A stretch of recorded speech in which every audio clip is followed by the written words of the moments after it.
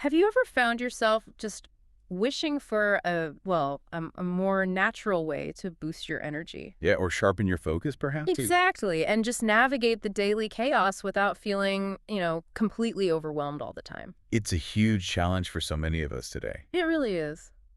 But what if some of the answers, maybe the really profound ones, were waiting for us in like ancient wisdom? In roots that people have relied on for centuries. Yes. Welcome, everyone, to the deep dive, your shortcut to being well informed. Today, we're heading on a really fascinating journey, I think, into the world of Rhodiola Rosea. Often known as the golden root or maybe the Arctic root. That's the one. And for this deep dive, our mission is, well, we want to peel back the layers. We'll look at centuries of traditional use Mhm. and then connect that directly to what modern science is telling us now. We'll unpack its unique components, its biological machinery, if you will. And discover some practical, really accessible ways you can integrate this powerhouse adaptogen into your daily life. For hopefully more vitality, better balance, and genuine resilience. Okay, let's dig into this then, because what's happening now is actually quite fascinating. It really is. It's compelling to see these ancient remedies, things revered in folklore Mm-hmm. for generations, Yeah. now getting this rigorous validation from modern science. And Rhodiola Rosea has such a rich history, doesn't it? Especially in places like Russia and Scandinavia. Absolutely. For generations, people in those really harsh, demanding climates, they relied on this root. For what specifically? Stamina. Yeah, for its remarkable ability to enhance stamina, build resilience against, physical and mental hardship, Wow. And even lift mood. and even uplift mood. Yes. I mean, just imagine how valuable a plant like that would be, where sheer endurance was, Hmm. well, often crucial for survival. No kidding. So how is science kind of catching up to this ancient knowledge? Well, what's captivating is that science isn't just observing anymore. It's actively confirming these historical uses. We're formally recognizing rhodiola now as a powerful adaptogen. Adaptogen. Okay, that word gets used a lot. What does it actually mean in this context? Right. It's not just a buzzword. It's a specific physiological classification. It's for natural substances that help your body adapt to various stressors. Stressors like what? Physical work? Lack of sleep? Exactly. Physical, chemical, or biological stressors. Yeah. Adaptogens work by normalizing cellular function and restoring balance, ideally without side effects. So it's not like a jolt of caffeine then? Not all. Think of it more like a sophisticated biological thermostat. It gently nudges your systems back towards equilibrium. Okay, a thermostat. I like that analogy. So with rhodiola, this means it supports sustained energy, yes, but it also sort of fortifies your internal systems, makes them more robust. Less susceptible to the drain of daily pressures. Precisely. So this isn't just folklore we're talking about. It's this compelling bridge being built between what those early healers observed Mm-hmm. and what contemporary research is now confirming in clinical studies. That's a really crucial distinction, that idea of a biological thermostat versus just a stimulant. It is. So if rhodiola is helping us adapt like that, what's actually inside the root that's doing the heavy lifting? Ah, good question. Because you're right, it's not something you typically eat like, say, a carrot. Right. You usually take it as an extract or a tea. Exactly. Its power lies entirely in its specific bioactive compounds, usually consumed as a root extract, in teas, or as a supplement. Okay, so what are these key compounds? Let's get into the specifics. Right. When we look at its unique chemical signature, we find some really special molecules. First up, you have rosavin, rosin, and rosarin. Rosavin, rosin, rosarin. These aren't just generic compounds. They are phenylpropanoid glycosides. They're often considered the signature compounds of Rhodiola rosea because, well, they're unique to this species. Unique, so you don't find them elsewhere. Not really, no. They act kind of like subtle messengers, influencing neurotransmitters like serotonin and dopamine. Which are key for mood and stress, right? Critical for mood regulation, stress response, and even cognitive function. They help calm the nervous system, but importantly, without causing drowsiness. Interesting. What else is in there? Then there's salidroside. And what's particularly noteworthy about this one is its potent antioxidant and neuroprotective capability. Neuroprotective, meaning it protects brain cells. Yes. And unlike many antioxidants, salidroside seems to cross the blood-brain barrier quite efficiently. Oh, wow. So it delivers its protective benefits directly to your brain cells, shielding them from oxidative stress and supporting their optimal function. That sounds incredibly important. It is. And beyond these sort of unique players, rhodiola is also rich in polyphenols and flavonoids. Okay, those sound more familiar. They're in lots of healthy plants. They are. They're well-known plant compounds that contribute broadly to fighting oxidative stress and inflammation throughout the body. So, kind of general support troops? You could say that. And even its essential oils play a part. They seem to contribute to rhodiola's sort of distinct, energizing yet calming effects. It adds another layer to its holistic impact. Energizing yet calming. That sounds like the sweet spot many people are looking for. Exactly. And what's truly fascinating here is how these unique compounds, they don't just act in isolation, they create this powerful synergistic effect. Ah, so it's the combination, not just one magic ingredient. Precisely. It's not about one magic bullet, but rather the specific combination, the rosavins, saladerside, flavonoids, those essential oils, all interacting in concert. And that synergy does what exactly? Well, it allows rhodiola to support the entire system in a much more balanced, more comprehensive way. It optimizes how your body responds to stressors, it enhances cellular function, Mm. and it provides a significant defense against the cellular damage that often comes with chronic stress. It really is a testament to the intricate chemistry you find in nature. It is. And it reveals why those ancient observations are proving so scientifically sound today. Okay, so let's translate this. For your daily life, for the listener, what does this all really mean? How do these intricate properties turn into tangible benefits? Right, the practical application. We've sort of distilled it down to 6 core advantages that really highlight why rhodiola is getting so much attention. Let's hear them. Number one. First, rhodiola is a fantastic energy booster and a potent fatigue fighter. Okay, but how is that different from, say, caffeine? Good question. Unlike caffeine, which often just pushes your adrenal glands, sometimes into overdrive. Yeah, leading to that crash. Right. Rhodiola seems to actually help your mitochondria, the powerhouses within your cells, produce energy more efficiently. Ah, working at the cellular level. Exactly. This leads to more sustained vitality and a significant reduction in both physical and mental exhaustion. So it sounds perfect for people dealing with burnout or just those long, demanding work days. Absolutely. It's about building a deeper well of energy. Hmm. Not just drawing a quick bucket that leaves you empty later. That's a really key distinction, that sustained vitality versus the jolt and crash.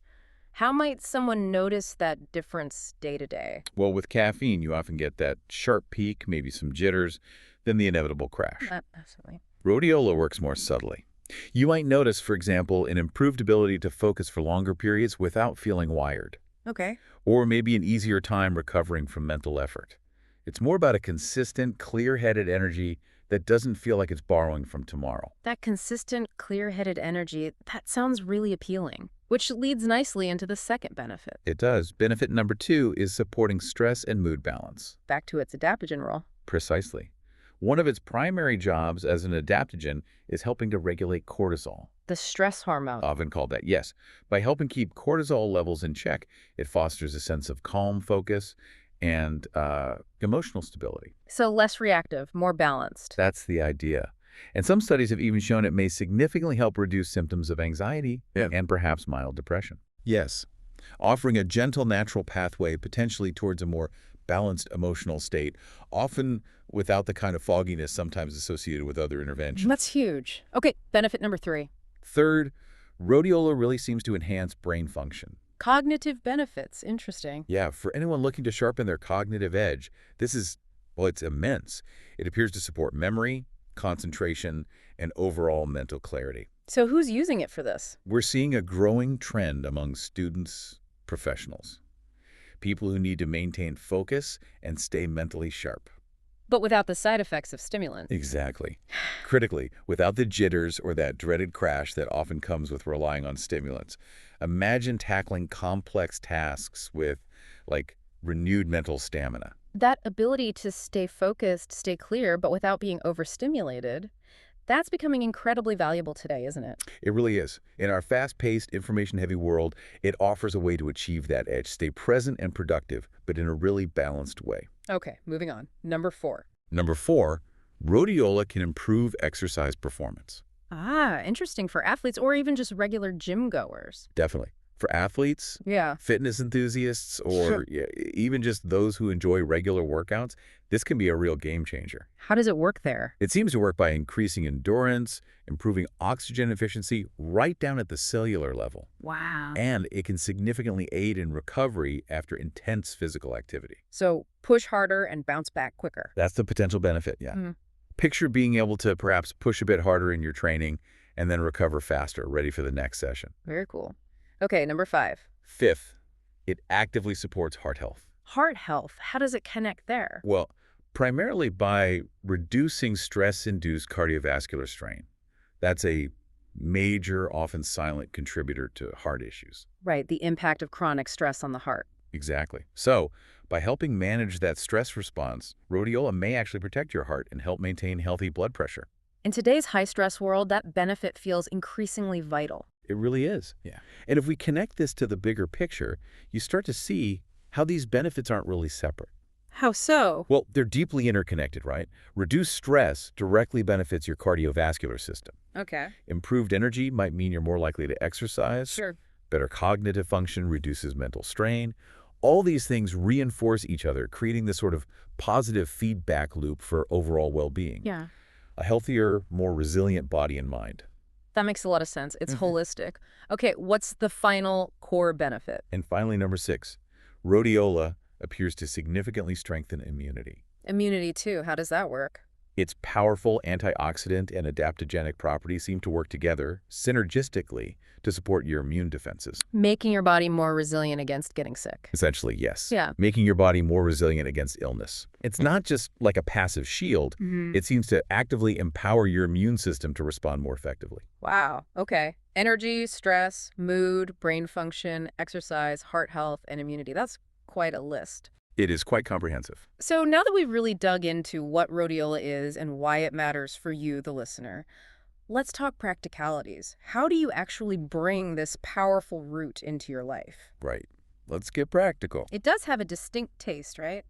A bit, earthy? Bitter? It does, yes. Yeah. Slightly bitter, definitely earthy.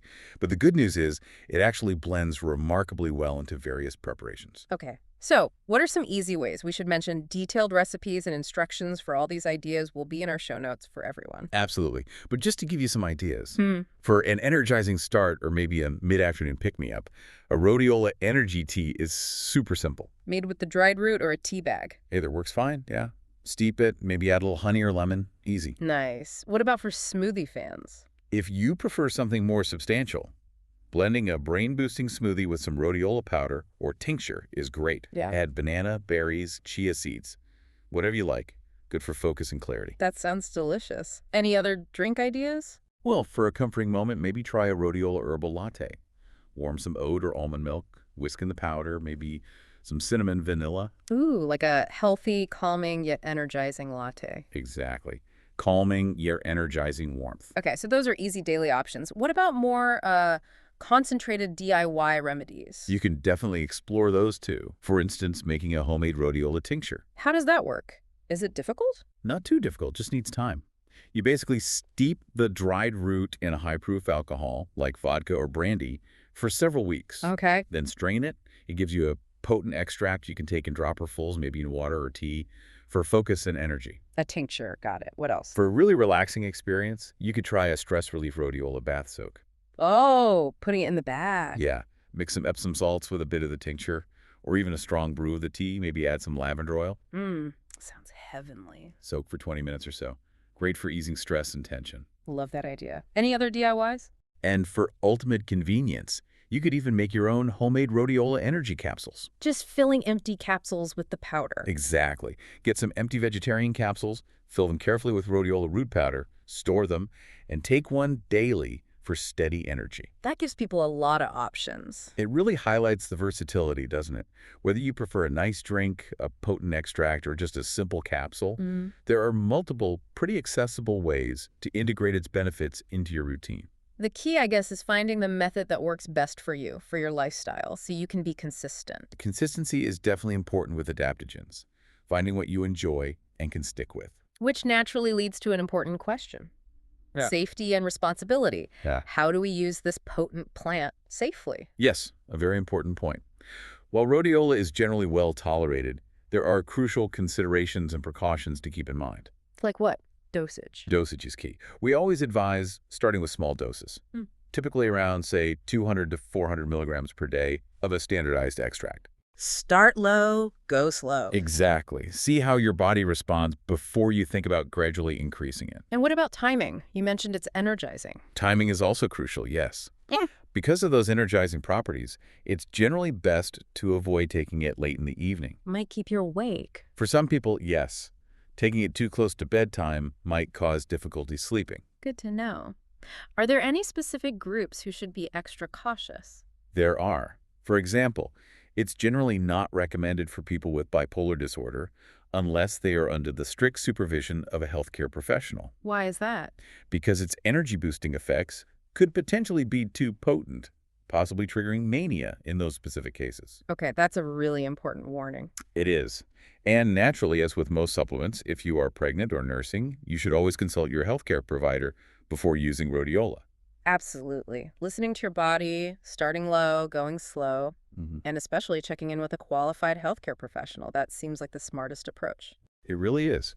Particularly if you have existing health conditions or you're taking other medications, it just ensures you're using this powerful root safely and effectively for your specific needs. Empowered and informed. That's the goal. Exactly. Integrating its benefits into your personal well-being journey responsibly. So, wrapping this up, the bottom line here seems pretty clear. Mm-hmm. Rhodiola Rosea really does sound like a natural powerhouse. It truly offers incredible, multifaceted benefits for stress relief, for mental clarity, for physical endurance. Right. And whether you choose to sip it as a, comforting tea, blend it into a smoothie in the morning, or maybe try one of those cool DIY remedies we talked about, Yeah. this golden root really does seem to have the potential to bring more sustained energy, greater resilience, and maybe just more balance into your life. We definitely encourage you to consider how this ancient root might fit into your own journey toward greater well-being. So, a final thought for you, the listener.